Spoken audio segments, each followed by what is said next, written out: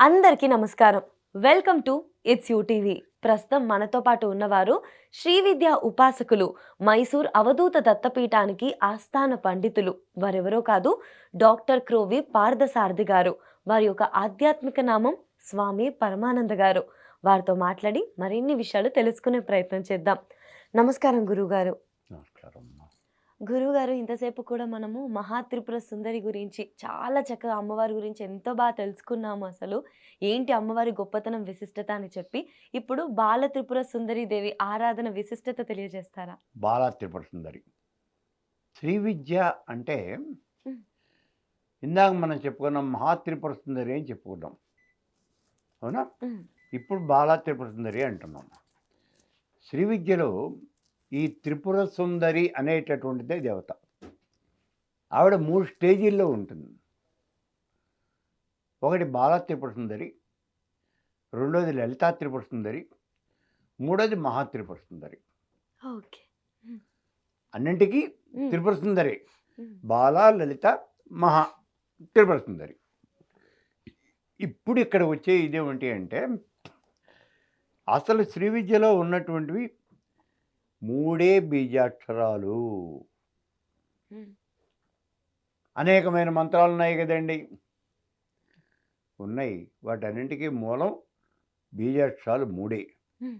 ఏంటవి? ఐం, శ్రీం, క్లీం, ఈ 3. సరే, ఐం క్లీం సౌః. హ్మ్. ఐం క్లీం సౌః, ఈ 3 బీజాక్షరాలు. హ్మ్. అంటే ఐం అనేది వాగ్భవ కూటమి, క్లీం అనేది కామరాజ కూటమి, సౌః అనేది శక్తి కూటమి. ఈ 3 మానవుడికి కావాల్సింది. మనం బతకాలంటే ఏం కావాలి? హ్మ్. 10 మందిని మాయ చేయాలంటే మాట కావాలి. హ్మ్. అంతేగా. ఇక రెండోది డబ్బులు కావాలి. మూడోది మనం రక్షించుకునేటటువంటి శక్తి కావాలి. ఐం క్లీం సౌః, ఆ 3 బీజాలు అవే. ఓకే. సో ఈ 3 భుజాలు, ఈ 3 కలిసినటువంటి ఆ 3 బీజాల చేతను అర్చించబడేటటువంటి దేవత ఎవరు అంటే బాలా త్రిపుర సుందరి. హుహు. ఈ బాలా త్రిపుర సుందరి మంత్రానికి ఎక్స్టెన్షనే పంచదశి మహామంత్రం. హ్మ్. అది సెకండ్ స్టేజ్. ఆ పంచదశి మహామంత్రానికి ఎక్స్టెన్షను షోడశి. అది ఫైనల్ స్టేజ్. హ్మ్. కాబట్టి దీని బేస్ ఏమిటి? ఐం క్లీం సౌః బాలా త్రిపుర సుందరి మంత్రం. హ్మ్. కాబట్టి శ్రీ విద్యలో మంత్రం అనేది ఏదైనా ఉన్నది అంటే ఈ 3 అక్షరాలు కలిసినటువంటిదే బాలా త్రిపుర సుందరి మంత్రం. ఇప్పుడు బాలా త్రిపుర సుందరి ఉపాసనలో ఏ మంత్రాన్ని జపం చేస్తారు? ఐం క్లీం సౌ అనే 3 అక్షరాలే జపం చేస్తారు. హ్మ్. అదే మంత్రం. కాకపోతే ఒక చిన్న తేడా ఎక్కడొస్తుందంటే, ఎవరు కూడా ఈ 3 అక్షరాలని ఉపాసన చెయ్యరు అని అనను, కానీ చేసేవాళ్ళు చాలా తక్కువ అంటాను. కేవలం 3 బీజాక్షరాలే ఉపాసన చేసేవాళ్ళు చాలా తక్కువ. ఎందుకని తక్కువైపోయారు? మంత్రం ఎప్పుడు కూడా అనులోమ విలోమంగా చేస్తే ఆ మంత్రానికి బలం ఎక్కువ ఉంటుంది, పట్టు ఎక్కువ ఉంటుంది. పైనుంచి కిందకి, కింద నుంచి పైకి కనుక మనం చేసినట్లయితే, హ్మ్. మనకేదైనా సబ్జెక్ట్‌లో మంచి గ్రిప్ ఉన్నది అని చెప్పామనుకో, హ్మ్. గ్రిప్ ఉన్నది ఏంటి చెప్పడానికి ఏమిటి దానికి సాక్ష్యం ఏంటి? హ్మ్. చెడు కూడా ఆడేస్తాం. దాన్ని అటు, ఇటు, ఇటు, అటు మన ఇష్టం వచ్చినట్టు ఆడేస్తాం. అవును. అంటే పైనుంచి కిందకి, కింద నుంచి పైకి అలా చెప్తాం. అలా గనక చెబితే ఆ మంత్రం మీద మనకు పట్టున్నట్టు లెక్క. హ్మ్. మంత్రం మీద పట్టున్నది అంటే, ఆ దేవత మన అధీనంలో ఉన్నది అని. అవును. అంతే కదా! అంతే. అంతే. కాబట్టి ఈ మంత్రాన్ని ఎప్పుడూ కూడా అనులోమ విలోమంగా చేస్తారు. అంటే ఫస్ట్ నుంచి లాస్ట్‌కి, మళ్ళీ లాస్ట్ నుంచి లాస్ట్ నుంచి ఫస్ట్. ఫస్ట్‌కి. ఓకే. ఐం క్లీం సౌః, సౌః క్లీం ఐం, హ్మ్. ఐం క్లీం సౌః, హ్మ్. సౌః క్లీం ఐం. 1, 2, 3. 3, 2, 1. అదే. హ్మ్. అలాగే చేస్తారు. అయితే అదేనా? ఇంకా రకరకాలైన మంత్రాలు ఏమన్నా ఉన్నాయా? హ్మ్. బోలెడు మంత్రాలున్నాయి. హుహు. బాలా మంత్రాలు ఈ మంత్రశాస్త్రంలో బోలెడున్నాయి. మంత్రమహోదధి, మంత్రమహార్ణవం ఇట్లాంటివి కనుక తీసుకొని చూసినట్లయితే బోలెడు మంత్రాలు దొరుకుతాయి. లలితా శాస్త్రంలోకి వచ్చేప్పటికీ ఈ బాలా మంత్రాన్ని 2 చోట్ల చెప్తాడు.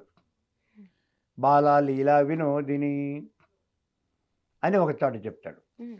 అలాగే అమ్మవారు ఈ బాలా త్రిపుర సుందరి బండాసురుడి యొక్క సైన్యాన్ని సంహరిస్తుంది. బండాసురుడి యొక్క పుత్రుల్ని బండపుత్రవధోద్యుక్త బాల విక్రమనందిత, ఆ బండాసురుడి యొక్క కుమారుల్ని చంపేస్తుంది. ఈ 2 చోట్ల బాలా మంత్రం చెప్పడం జరుగుతుంది. హ్మ్.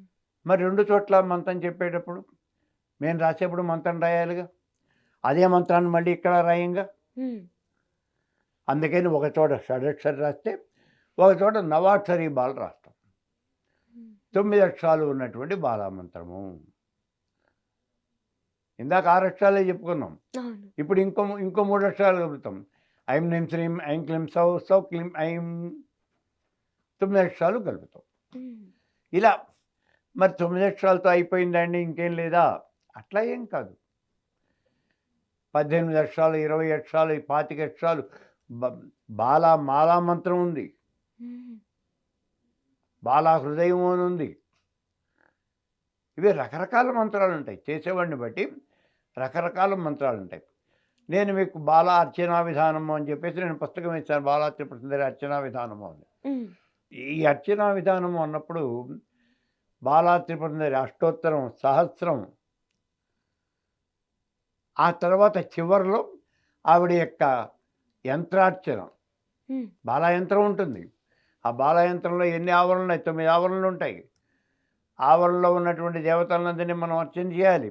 అది ఏ రకంగా అర్చన చేయాలి? ఎలా జరుగుతుంది? ఇవన్నీ కూడా అంతా చెప్పబడతాయి. ఓకే. శ్రీ విద్యలో హయ్యెస్ట్ దీక్ష పూర్ణ దీక్ష అన్నాం. హ్మ్. ఆ పూర్ణ దీక్ష తీసుకున్నటువంటి వాళ్ళు సామాన్యంగా షోడశ మంత్రమే చేస్తారు. కానీ పూర్ణ దీక్ష తీసుకుని కూడా బాలామంత్రం చేస్తున్నటువంటి వాళ్ళు బోలెడు మంది ఉన్నారు. హ్మ్. వాళ్ళు బాలామంత్రమే చేస్తారు. పూర్ణ దీక్ష పర్లే. అంటే బాలామంత్రం అంత శక్తివంతమైనటువంటిది. మీరెప్పుడు దాన్ని ప్రయత్నం చేసి చూడలేదు కానీ హ్మ్. బాలామంత్రాన్ని గనక మీరు ఇది 8,50,000 6,00,000 అన్నాం కదా, 6,00,000 గనక మీరు జపం చేస్తే సభా స్తంభనము అనేది వస్తుంది మీకు. హ్మ్. అంటే మీరు పైన కూర్చొని మాట్లాడుతూ ఉంటే హ్మ్. కింద కూర్చున్నటువంటి వాళ్ళు అలా నోళ్ళు తెల్లబెట్టి మీరు చెప్పేదంతా వింటూ ఉంటారు. ఓకే. అటువంటి శక్తి మీకు వస్తుంది. సభని రంజింప చేయగలిగినటువంటి శక్తి వస్తుంది. నువ్వు చాలా నువ్వు ఏదో చెత్తాచెదారం చెబుతుంటే వాళ్ళు నోరు తెచ్చుకుని వింటాం కాదు. నువ్వు చాలా మంచి విషయాలు చెప్తావు. హ్మ్. ఆ చెప్పే విషయాలు వాళ్ళు ప్రాపర్గా రిసీవ్ చేసుకుంటారు. అటువంటి శక్తి అనేది వస్తుంది ఆ బాలామంత్రంలో. హ్మ్. అందుకని బాలామంత్రాన్ని జపం చేయండి అని అంటారు. ఇప్పుడు ఈ బాలామంత్రాన్ని సరి చెప్పిందాక చెప్పాను కదా, అష్టోత్తరము, శాస్త్రం, ఈ బాలామంత్రాన్ని విడిగా ఖడ్గమాల కూడా ఉంటుంది. హ్మ్. బాలా కవచం ఉంటుంది. ఇవన్నీ కూడా ఉంటాయి. అంటే బాలా ఉపాసన చేసేవాళ్ళు ఇవన్నీ కూడా దగ్గర పెట్టుకుని ఇవన్నీ చేస్తూ ఉంటారు వాళ్ళు. బాలా సహస్రం విడిగా ఉంది మళ్ళీ. హ్మ్. అయితే ఈ శ్రీచక్రాన్ని అర్చన చేసేవాళ్ళు నాకు బాలామంత్రం ఉందండి, మేము శ్రీచక్రాన్ని అర్చన చేయవచ్చా? చేయకూడదు. బాలా త్రిపుర సుందరికి ప్రత్యేకమైన యంత్రం ఉంది. అవును. మీకు అలాట్ చేసినటువంటి యంత్రం అది. కాబట్టి మీరు ఆ యంత్రాన్నే పూజ చేయాలి. మీరు శ్రీచక్రం జోలికి పోకూడదు. ఎందుకనంటే శ్రీచక్రం దానికన్నా హయ్యర్ లెవెల్లో ఉంది. హ్మ్. అది పంచదశి మహామంత్రం తీసుకున్నటువంటి వాళ్ళు మాత్రమే శ్రీచక్రం జోలికి పోవాలి. మిగిలిన వాళ్ళు ఎవరు కూడా శ్రీచక్రం జోలికి పోకూడదు. ఇలా మనం ఈ బాలా త్రిపుర సుందరిని అర్చన చేయటము అమోఘమైనటువంటి ఫలితం ఇస్తుందర్రా. హ్మ్. అసలు దాని గురించి చెప్పడానికి ఏం లేదు. అంత గొప్పైనటువంటి ఫలితం ఇస్తుంది బాలా త్రిపుర సుందరి. మీరు స్టార్టింగ్ గురుగారు బాల త్రిపుర సుందరి, లలిత త్రిపుర సుందరి, మహా త్రిపుర మా త్రిపుర సుందరి అని. సుందరి. అంటే ఈ ముగ్గురికి మనం డిఫరెన్స్ ఏ విధంగా చెప్తామంటే? బాలా అంటే అది 6 అక్షరాల మంత్రం. హ్మ్. లలితా త్రిపుర సుందరి అంటే 15 అక్షరాలు పంచదశి మహామంత్రం. హ్మ్. షోడశి మంత్రం మహాత్రిపుర సుందరి. హ్మ్. 28 అక్షరాల మంత్రం అది. హ్మ్. దీంట్లో గ్రేడ్లు ఉంటాయి రమ్మా. ఓకే. లెవెల్స్ లెక్క. ఆ హ్మ్. కిందకి ఎవరికి వాళ్ళే ముందు బాలామంత్రం 6 లక్షలు చేసి హ్మ్. గురువు గారు అవును అంటే ఉమ్, పంచదశి మహామంత్రం ఇస్తారు. ఉమ్, ఆ పంచదశి కూడా దాంట్లో 15 అక్షరాలు ఉంటాయి. ఉమ్, ఆ 15 అక్షరాలు అంటే 15 లక్షలు చేయాలి. లక్షలు చేయాలి ఏ మంత్రమైనా. ఉమ్, 15 లక్షలు చేస్తే అప్పుడు నెక్స్ట్ మీకు షోడశ మంత్రం చెప్తారు. ఆ షోడశ మంత్రంలో 28 అక్షరాలు ఉంటాయి. ఉమ్, అది 28 లక్షలు చేయాలా అండి? 28 లక్షలు కాదు, 28 కోట్లు చేయటమే. నీ జీవితాంతం ఆ మంత్రం చేయటమే. అదే హైయెస్ట్. అంతకన్నా పైన ఉమ్, మంత్రం, పై స్థాయిలో మంత్రం లేదు. కాబట్టి ఆ మంత్రాన్ని విపరీతంగా నువ్వు జపం చేస్తూ ఉంటావే. అందుకే శ్రీ విద్య అనేది మోక్ష విద్య. ఉమ్, మోక్షం కావలసినటువంటి వాళ్ళు మాత్రమే ఆ మంత్రం చేస్తారు. ఉమ్, అందుకే అందరికీ చెప్పరు. ఓకే, షోడశ మంత్రం అందరికీ చెప్పరు. కేవలం కొంతమందికే చెప్తారంటే ఇందాక మనం చెప్పుకున్నామే, అర్హత కలిగినటువంటి వాళ్ళకేమి. అవును అలా గురుగారు. అర్హత ఉన్నటువంటి వాళ్ళకి మాత్రమే షోడశ మంత్రం చెప్తారు. ఓకే, ఓకే, రాజ్యం దేహి, శ్రీయం దేహి, నదేహి, షోడశాక్షరి అంటోంది. నీకున్న డబ్బులు మొత్తం ఇచ్చేయి, ఉమ్, నీ ఆస్తిపాస్తులు రాసి ఇచ్చేయి, కానీ షోడశ మంత్రం మాత్రం చెప్పొద్దు. ఎందుకని? ఉమ్, వాడికి అర్హత ఉందో లేదో తెలియదు. ఉమ్, అది చూడాలి ముందు. అనర్హుడిని తీసుకెళ్ళి మనం అందరి మీద కూర్చోబెట్టకూడదు కదా. చేయకూడదు. అది అందరికీ ప్రాబ్లం అవుతుంది. అవునవును. అందుకని అటువంటి పని చేయకూడదు. అందుకే షోడశ మహామంత్రాన్ని అందరికీ చెప్పకూడదు అని ఉమ్, అంటారు. ముందు ఎవరైనా సరే బాలామంత్రం చేయించాలి. ఉమ్, మన చిన్నపిల్లలతో కూడా బాలామంత్రం కనుక చేయిస్తే వాళ్ళ చదువు బాగా వస్తుంది. ముందు ఉమ్, ఐం అనేది వాగ్బీజం కదా. ఉమ్, వాగ్బీజం కాబట్టి సరస్వతీదేవి మంత్రం అది. ఉమ్. వాడి చదువు బాగా వస్తుంది. అందుకని బాలామంత్రమే గట్టిగా చేయించాలి. గురుగారు ఇప్పుడు ఎవరైనా వెళ్ళి మాకు శ్రీచక్రం మంత్రము, మహా త్రిపుర సుందరి మంత్రము, ఇప్పుడు సౌందర్య లహరి చదివేటప్పుడు మంత్రంతో చదివితే బాగుంటుంది, ఈ విధంగా వచ్చి అడిగినప్పుడు ఎప్పుడైనా ఒక గురువు బాల త్రిపుర సుందరి మంత్రం నుంచే మొదలు పెడతారా వాళ్ళకి ఇవ్వడం అనేది? మొట్టమొదటి గురుత్రయం చెప్తారు, ఉమ్, గురుమంత్రం చెప్తారు. దాన్నే స్వగురు, పరమగురు, పరమేష్ఠ గురువు అని గురుత్రయం చెప్తారు. ఉమ్, ఆ గురుత్రయం చెప్పిన తర్వాత గురు సాక్షాత్కారం కావాలి. ఉమ్, నువ్వు మంత్రం చెప్పుకున్నాను అంటే కుదరదు. ఉమ్, నీకు మంత్రం చేస్తున్నప్పుడో లేకపోతే కల్లోనో గురువు గారు కనిపించాలి. గురువు గారు కానీ, ఆ పై వాళ్ళు కానీ, ఆ సంప్రదాయం వాళ్ళు ఎవరైనా వాళ్ళు ముందు సాక్షాత్కరించాలి. ఉమ్. అంటే ఆ మంత్రం సిద్ధించాలి. ఆ మంత్రం సిద్ధిస్తేనే నీకు శ్రీ విద్యలో మంత్రాలు అనేవి సిద్ధిస్తాయి, లేకపోతే సిద్ధించవు. Okay, okay. ఉమ్, అంటే గురువు యొక్క కృపాకటాక్ష వీక్షణాలు పూర్తిగా కావాలి మనకి. ఉమ్, సో ముందు ఆ మంత్రం చెప్తారు. ఉమ్, అది అయిన తర్వాత గణపతి మంత్రం చెప్పి, దానికి ఓ లెక్క ఉన్నది. గురు గణపతి చేయవా అని చెప్తారు మంత్రం. ఉమ్, గణపతి మంత్రం చేసిన తర్వాత అప్పుడు నీకు బాలామంత్రం చెప్పడం జరుగుతుంది. ఉమ్, ఆ బాల 6 లక్షలు అయిపోయి గురువు గారు నువ్వు సాటిస్ఫాక్షన్గా, ఆయన యొక్క సాటిస్ఫాక్షన్కి నువ్వు మంత్రం చేయాలి. ఉమ్, నువ్వు చేశాను అని చెప్పడం కాదు. ఉమ్. నువ్వు ఎంత చేసావు అనేది గురువు గారికి తెలుస్తుంది. ఓకే. అప్పుడు ఆయన మీకు ఆ తర్వాత మంత్రాన్ని ఇస్తాడు. ఉమ్, అది కూడా నువ్వు అయిన తర్వాత దాంట్లో ఉండే అంగమంత్రాలు అవి చెప్పి ఆ తర్వాత నేను పైకి తీసుకెళ్తాడు. ఉమ్. షోడశ మంత్రాన్ని అప్పుడు చెప్తాడు. Okay, okay. అది కూడా అయిపోయిన తర్వాత పూర్ణ దీక్ష అని ఇస్తాడు. అది ఆఖరి హేను. ఉమ్, ఆత్మపాదుక, మహాపాదుక, అంతా పాదుక, అంత పూర్ణ దీక్ష అని అంటారు. అవి సపరేట్గా ఇస్తాడు. అవి తీసుకున్నటువంటి వాడు శ్రీ విద్యలో హయ్యెస్ట్ క్యాడర్లో ఉన్నటువంటి వాడు. ఓకే. అవి ఉన్నంత మాత్రం చేత హయ్యెస్ట్ క్యాడర్లో ఉన్నాడని కాదు. ఉమ్, ఉమ్, ఇందాక మనం మొట్టమొదటిలో చెప్పుకున్నాం, ఉమ్, వాడి శ్రీ విద్యను గురించి క్షుణ్ణంగా తెలిసి ఉండాలి. ఉమ్. అటువంటి వాడు మాత్రమే ఆ శ్రీ విద్యలో హయ్యెస్ట్ క్యాడర్లో ఉన్నటువంటి వాడు. వాడిని మాత్రమే మనం శ్రీ విద్యాపరుడు అని అంటాం. ఉమ్, అంతేగాని పూర్ణ దీక్ష తీసుకున్నంత మాత్రం చేత వాడు శ్రీ విద్యాపరుడు అని అనబడడు. ఉమ్.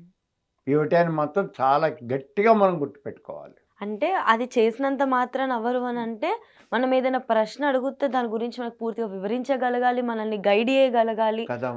అలాంటప్పుడే కదా వాళ్ళని మనము టీచర్స్ అనో, మాస్టర్స్ అనో, అంతే కదా. గురువులుగా భావిస్తాం. ఇప్పుడు నేను పిహెచ్డీ చేద్దాం అనుకున్నాను. ఎలా చేయాలో నాకు తెలియదు. ఉమ్, ఎవరికో 25,000 ఇచ్చాను. వాడు రాసి పెట్టాడు తీసి. సార్ తీసుకెళ్ళి నేను సబ్మిట్ చేశాను.